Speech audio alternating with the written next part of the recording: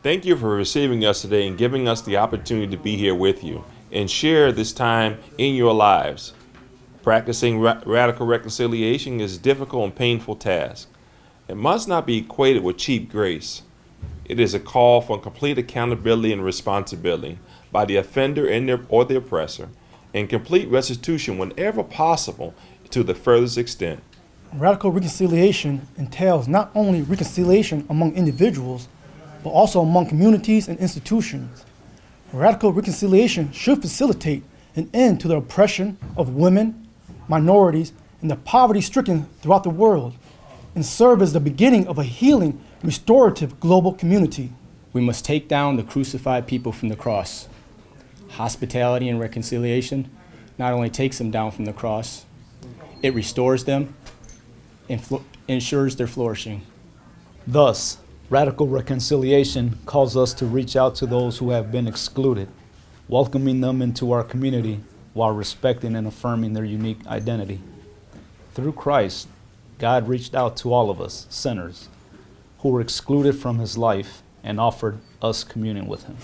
Radical restoration is a step on the road of restorative justice. Restorative justice is a call to build this global community where acceptance and reconciliation are realities. Restorative justice is practiced and lived in a community of love, not only between God and us, but also us and each other, creating a community of shalom. Hospitality and reconciliation are ways of becoming a part of this community of shalom, a global community committed to justice in a world of injustice, a community committed to fostering dialogue between the oppressed and oppressor, and a community committed to offering opportunities for reparation and peacemaking so that offenders and victims find healing in a community of hope. Knowing God's justice to be a restoring and renewing justice, the church is obliged to practice restorative justice in its own ranks and to summon society to move in the same direction. The church fails in its vocation if it fails to proclaim, to embody, and to advocate the principles of restorative justice in every sphere of life. This is the church's role in creating the global community of shalom. Gandhi once said, "Be the change you want to see in the world." But what does it look like to be an agent of change? We want to offer you some practical ways to join us in being that change and advancing the global community of shalom. One way to participate in reconciliation and hospitality is through church liturgies. Liturgies of Christian worship is God's work in us to facilitate the unity of the church and the unity of the world. Liturgies build up the church, but liturgies also give the church a missionary task, which includes the responsibility of ensuring justice in the world. Our church liturgy both roots us in the reconciled life of Jesus and propel us into the future where we will be one not only with him, but also with each other. An inspiring example of putting this into practice comes from the Church of the Brethren Mennonite in Constantine, Michigan. Last year, following our conference on radical hospitality, they were inspired to create a season of liturgies on restorative justice and to share our video. They went a step further, though, and wrote a letter to each of us expressing their appreciation for our efforts. Their words of encouragement inspired us to create a reconciliation liturgy and restorative justice toolkit for churches. We recommend that you share them in your congregation and even expand upon them. Actions like this are what will drive the change from retributive to restorative justice. We are all ambassadors of Christ, and we are all called to use our voice in service of God and others in all areas of life. Therefore, another powerful way to enact radical reconciliation and restorative justice principles are through your participation in politics and making your voices heard at the ballot box. Our greatest calling is to love God and neighbor as ourselves, so we must engage in politics and give a voice to those who have none, and encourage public policy that which enact God's truth of peace, justice, and shalom for all people in society. An example of this is the Coalition of Justice Voters, a nonpartisan, issue-based, and board-controlled organization of concerned citizens seeking to create a more just criminal justice system in Michigan, because justice and safety and prosperity in our communities are fundamentally linked. Their goal is to pass legislation that will implement restorative justice principles in Michigan's criminal justice system. Political activism is but one way to show love to our neighbors. You can also volunteer and participate in third-party organizations and be part of a moral community with shared values and common responsibilities. Together, you can work toward bringing God's kingdom to fruition.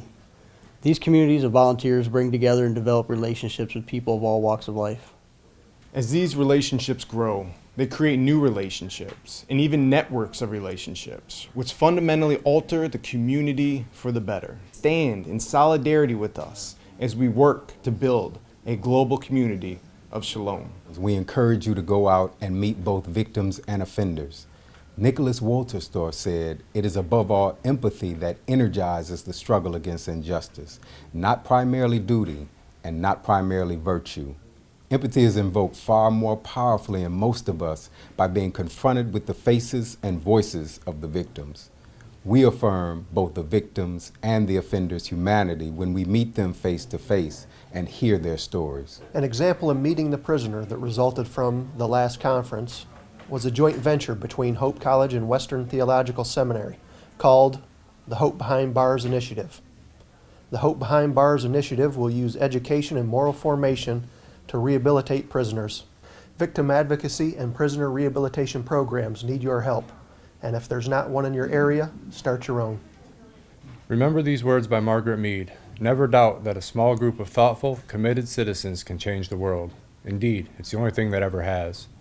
The work of radical reconciliation is to God and community and is self-sacrificing, and those who obey God's call to be ministers of reconciliation can be heard both near and far, from one generation to the next. Margaret Fuller tells us that if you have knowledge, let others light their candles in it. So you can get involved by just joining the conversation and talking to friends, policymakers, business people, and fellow students and colleagues about restorative justice, reconciliation, and what you have seen and heard here today. Likewise, Alistair McIntyre said, "I am not only accountable, I am one who can always ask others for account, who can put others to question. I am part of their story as they are part of mine.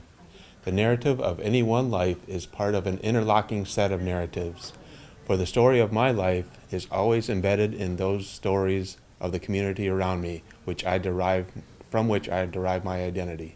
To achieve global community of shalom, it is necessary to enter into the narrative of others and engage them in a meaningful way, a way that seeks to overcome division and differences in a spirit of reconciliation and hospitality, turning the other into a friend.